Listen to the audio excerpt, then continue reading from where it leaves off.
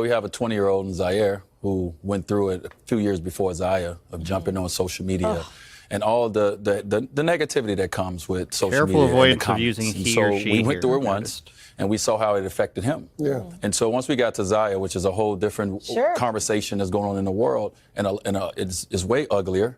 You know, Zaire's conversation was about sports. Zaya's is about what a lot of people don't even really understand and get. And so we sat down with Zaya about being on social media, her, my wife and I, and we just talked about we want to make sure that if she's going to be on social media, she's going to show people some of her life, it's going to be the people that she wants to, that's in her circle, right? Everybody on the outside, that noise on the outside really don't matter.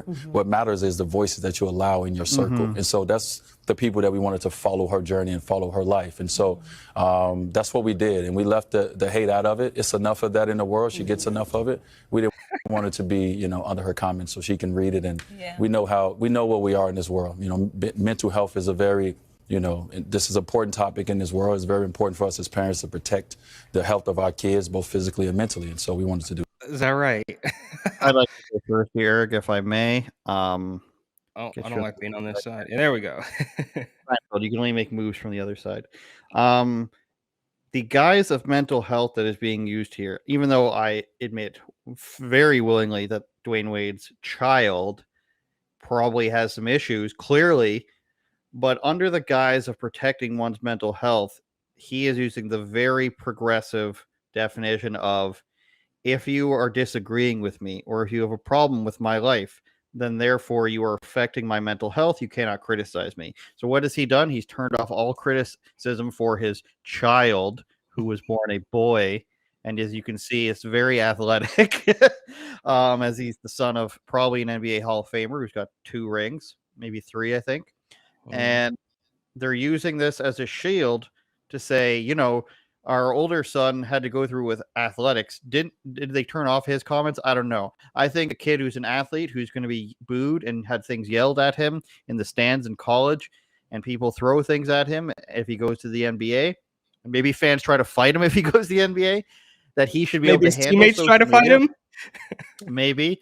And then you have another child who's, you know, we say not literally, he sacrificed his child in the spotlight. Nobody was asking. Dwayne Wade was not hosting any shows. He was not on, you know, of course he was on sometimes, but he's not on, you know, NBA on TNT. He's not a big broadcasting name after, like, obviously he was a good player. Nobody's going to doubt that. Couldn't win without help from Shaq or LeBron. Well, that's a different story.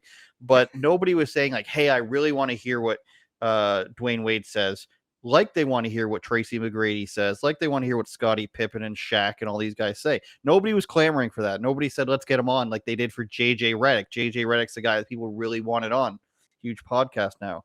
Dwayne Wade, in a way, we feel sort of sacrificed his privacy and his child's privacy and his child's mental state for this. Because what happens as soon as your child comes out as trans, he's on Snapchat stories. He's got his own show with his family. He's on shows like Good Morning America. When was the last time a retired NBA player was on talking about anything other than sports on Good Morning America or Good Day Today, whatever the hell it's called?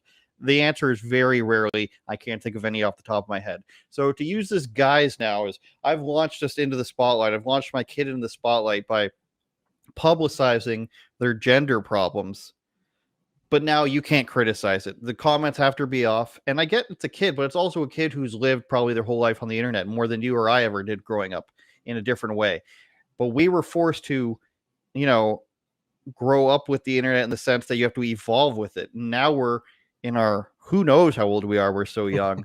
And you have to be able to expect it. People tell me every single day on Twitter that I'm an idiot and I don't know what I'm talking about, and that because I work for certain places that I'm a piece of shit. Like, this happens every single day. And nobody cries about it more than journalists. They cry about people being mean to them online. Teenagers who have to deal with other teenagers insulting them every single day online are probably way more prepared for this world than millennial journalists who cry every single time somebody says something mean to them. So to then go as far as you need to protect your child from Instagram comments, no, you can't just, it's just a form, like, it's obviously not censorship, but it's a form of censorship in the sense that you are making it so you don't have to hear any of the noise. and you don't have to look at it, but you should teach your child to say, hey, you can ignore that stuff, or you can read it and then put it down, or you can turn your screen off.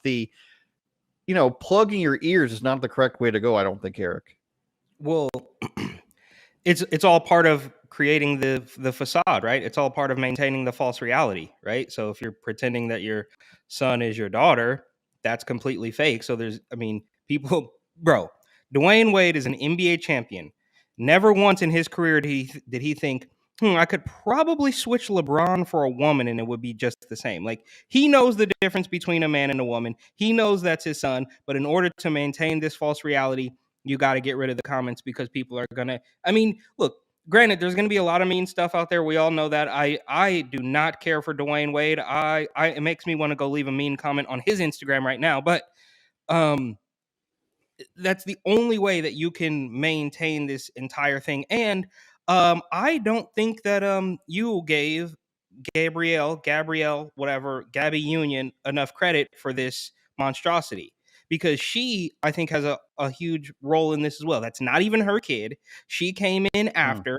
She is this, despicable Hollywood shill who has been in the news for other things. When she was on, I think it was America's Got Talent or something, and she decided that she was going to wear braids, and one of the producers said, hey, maybe that's not the hairstyle for tonight.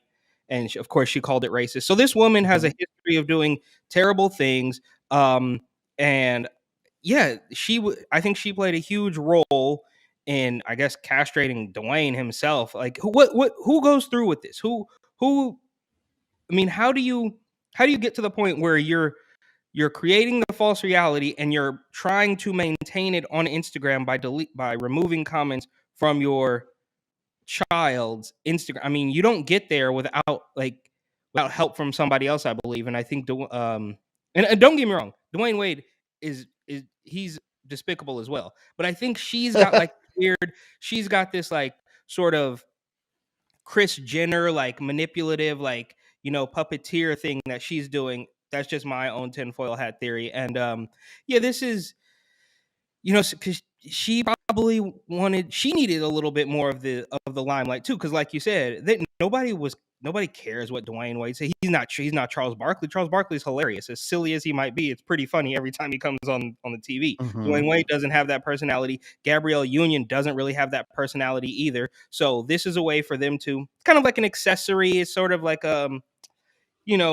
stepping stone to this is our way back into the mainstream media. This is our way to get some eyeballs on the family. And if you recall, last thing here, there was a pretty deep cut. I don't know how much airplay it got, but at one point they did a commercial for the juice, for the Rona juice, and it was like the little kid or whatever, whatever his name is, them's name is.